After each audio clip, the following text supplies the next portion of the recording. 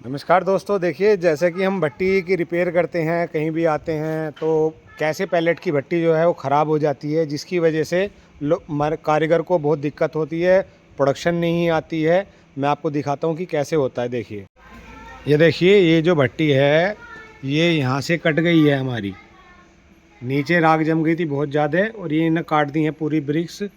ठीक है जी। तो इस तरह का भी काम हो जाता है। पैलेट भी ख़राब आने की वजह से खंगर जम जाते हैं बहुत ज़्यादा, जैसे कि ये जम जाते हैं। देखो ये जम गया, पूरा खंगर निकाले हैं।